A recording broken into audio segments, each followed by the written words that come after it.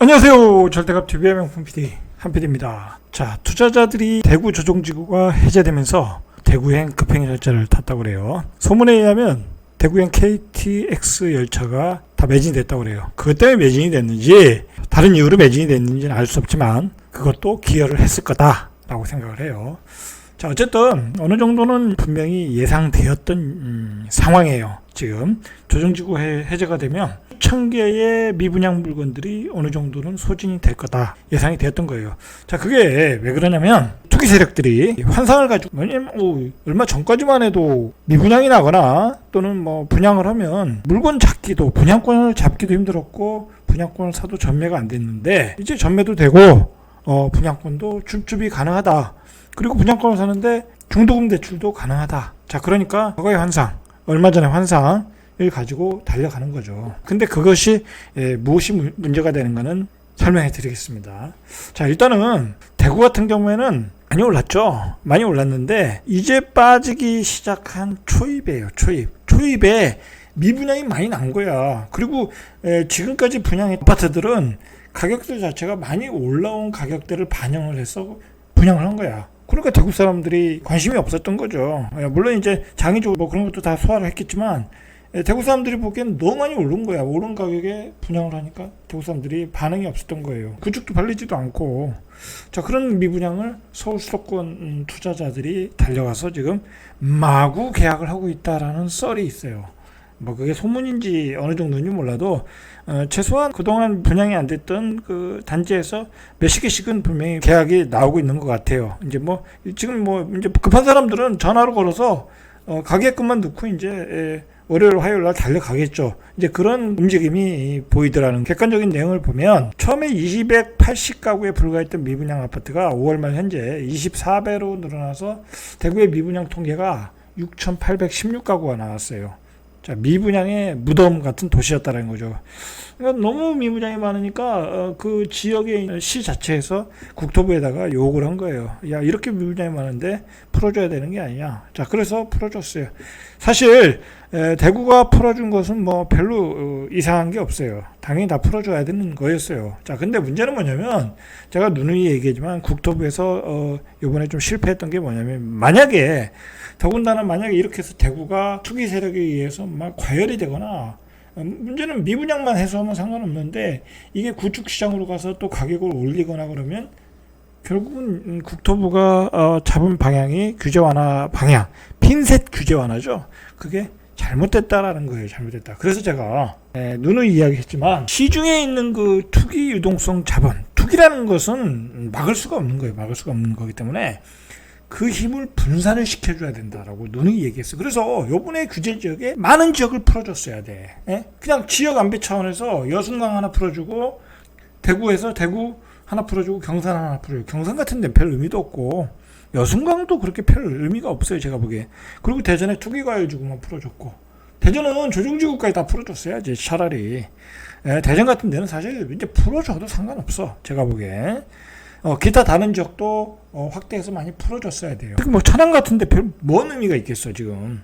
천안 같은데. 그리고 경기도에도 외곽 지역들 있잖아요. 그 화성, 뭐 시흥, 뭐 안산 그런 지역도 다 풀어줘도 아무 상관없었다. 과감하게 풀어줘야 됐었다는 거예요. 투기 자본의 흘림 현상이 좌파 정권 내내 일어나면서 그게 투기 세력들의 어떤 투기를 부추기는 이유가 됐단 말이에요. 근데 이번에 그 핀셋 규제 하나는 더 그런 효과를, 그런 학습 효과를 더 한번 보여주는 게 아닌가라고 걱정이 되더라는 거예요. 제가 누누이 그 전에도 얘기했 많이 풀어줘야 된다. 가능하나. 그리고 2차 뭐 3차에 걸쳐서 대부분이 풀어줘야 된다. 그리고 요즘 문제가 뭐냐면 제가 얘기하지만 거래가 안 되다 보니까 또 싸게 팔긴 싫잖아요. 그 기존에 가지고 오신 분들이. 그러니까 다 증여로 넘겨. 직거래가 그거잖아요.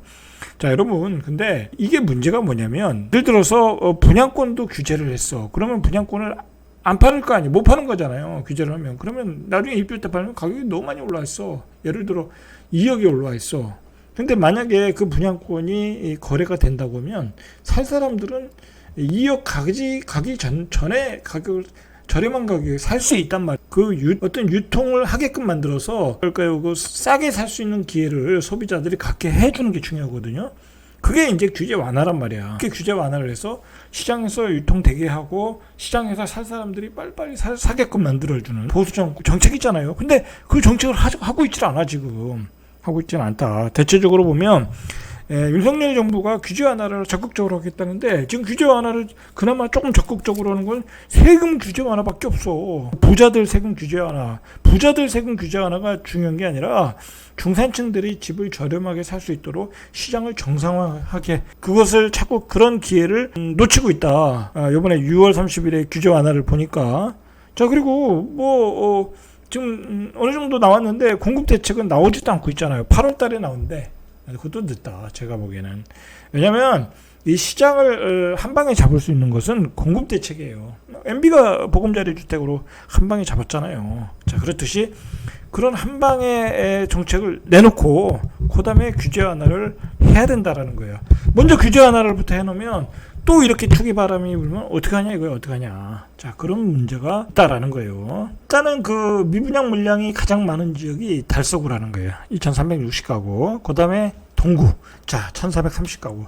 자, 동구는 외지인들이 보기에는 그럴싸하게 보이는 지역이에요. 왜냐면 수성구 바로 옆에 있잖아. 그럼 대구의 강남은 수성구니까 수성구 바로 옆에 있는 동구가 싸 보이는 거야. 그러니까 달서구는 원래 인기가 있는 지역이고, 대구 사람들에게. 그리고 동구는 별로 인기가 없어요. 동구는 거들떠도 안 보는데요. 이 수성구에 사는 사람 입장에서 볼 때는. 그래서 이 두 지역으로 몰려갔다라는 거예요. 그래서 벌써 이제 신문 기자들도 굉장히 관심이 많지 않겠습니까? 이 규제 완화를 해줬는데 또 과거에 부산처럼 또 막 투기꾼들이 몰려가서 또 과열되는 거 아니냐고 굉장히 이제 초점을 맞추고 계속 이제 기사화하는 내용이 나오고 있는 거예요. 지금 기사가 나오고 있는 거야. 그래서 7월 첫째 주말 6월 30일에 규제 안 했으니까 2일 3일 투자자들이 달서구와 동구의 미분양 아파트 400가구, 달서구 300가구, 그다음에 동구 90여 가구를 계약했다라는, 이 정도는 이제 팩트 같죠. 그런데 이 중에 계약한 사람들의 50% 이상이 서울 등 수도권 지역 투자 세력이라는 거죠. 자, 건설사 입장에서는 신났죠. 고분양가에 분양했는데 대구 사람들은 또 안 사. 이렇다고 해서 참 그 희한하죠. 근데 결국은 나중엔 대구 사람들이 사야 되거든. 근데 먼저 서울 투자자, 수도권 투자자들이 샀다. 아마도 이제 이게 탄력이 붙어서 다음 주 한 달 내에는 대부분의 미분양들 아주 좋지 않은 층을 빼고서는 거의 팔릴 가능성이 많아요. 어떤 이런 분위기라면. 자, 그러나 문제는 뭐냐면 이게 2023년도 올해부터 22년, 23년, 24년 25년에도 제가 보기엔 물량이 많아요. 아직은 잡혀있는 물량이 많지는 않지만, 왜냐면 지금 막 분양을 하고 있잖아. 또 그리고 조정지구 풀어줬으니까 또 그동안 계획했던 그 공급 물량들이 쏟아져 나올 거란 말이야. 그러면 앞으로 3년에서 4년 동안은 대구는 공급 물량이 쏟아지는 지역이다. 공급 물량이 쏟아지면 전세가율이 받쳐주지는 못해요. 이 지방 같은 경우는 전세가율이 30%, 40%, 심지어는 50% 폭락이야. 그러면 여러분 생각해보세요. 지금 중도금 이자까지 하면 거의 6억이 넘어. 그냥 한 B급 지역, 중구 지역의 태평로 같은데, 자이더스타 같은 경우엔, 대구역 자이더스타 같은 분양가가 6억이 넘어. 그러면 중도금까지 하면은 한 6억 4천 그 정도 된단 말이에요. 6억 5천 그 정도 잡아야 돼요. 그러면 취득세도 중간에 해야지. 그러면 또 한 8천 있어야 돼. 그러니까 내가 기본적으로 들어가는 돈이 한 1억 5천 이상이 들어가는 거야. 거기다가 전세가율이 50%도 안 돼. 그러면 여러분들이 지금 그 서울 수도권 투자자들이 들어가서 입주 때 내야 될 금이 4억 5천의 잔금이 있어야 돼. 그 4억 5천의 잔금이 있겠냐 이거야. 그때 담보대출 받아서 하겠다고요? 그것 가지고도 안 된다는 거야. 자, 그래서 그때 되면 다시 물건들이 다 토해 나올 수 있다라는 거야. 지금 이건 제가 하는 얘기가 아니라 저도 그런 생각을 가지고 있지만 대부분의 고수들, 부동산 고수들이 다 이야기하는 거야. 근데 도대체 누구 말을 믿고 내려가는지 모르겠는데, 어쨌든 지금 막 들어가서 사시는 분들을 그렇다고 돈이 많아서 사는 거 아닐 거란 말이에요. 그냥 분양권만 계약하는 거야. 좀 미련한 사람들은 2개, 3개씩 계약을 해. 가족 명의 빌려가지고 그러다가 다치는 거예요. 여러분들이 그 입주 때 잔금 못 맞춘 상황을 경험하지 못해서 그러는데, 저는 그 부동산 그런 데 가서 부동산을 해봤잖아요. 입주 장사도 해봤잖아. 그때 피눈물 나요. 입주 때 전세금은 안 나오지, 잔금은 못 맞추지, 계속 재촉을 하지. 그리고 그때 잔금 못 맞추면 금리가 따따블이에요. 일반 금리가 아니야. 10몇 프로가 나온단 말이야. 그래서 그때 마피로 다 날리고, 그나마 마피로 날리는 사람은 감사하다고 감사한 마음으로 팔고 나가요. 마피 안 팔리는 경우도 허다해. 그럼 계약금 다 날리는 거야. 자, 그런 상황이 대구 시장에서 지금 기다리고 있다. 그렇게 보셔야 돼요. 자, 그러니 뭐 제 구독자들은 그런 게 뭐 그 대구 쪽으로는 가지 마시고 그냥 많이 사시라고 그래요. 많이 사셔가지고 많이 공급을 하게끔 만들려고 그래요. 많이 공급을 하라고 만들려고 그러고, 제가 보기에는 사람들이 뭐 돈이 많지는 않잖아요. 자, 그러면 더 좋은 물건을 사야죠. 자, 그리고 대구는 대구 사람들이나 대전 사람들이나 광역시 사람들은, 서울은 뭐 이 물건 저 물건에도 수요가 많잖아요. 그렇지 않습니까?